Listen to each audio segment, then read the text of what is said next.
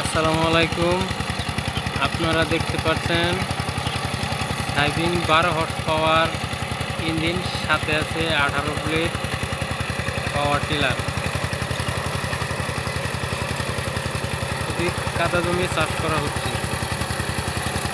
ইঞ্জিনটি অনেক দিনের পুরনো, তাও আলহামদুলিল্লাহ খুব ভালো সার্ভিস দেয়।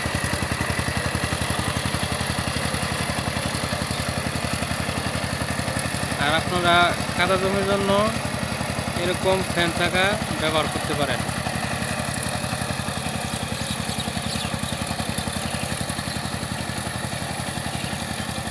এরকম ফ্যান চাকা নিতে কার যদি প্রয়োজন হয় আমাদের সাথে যোগাযোগ করতে পারেন।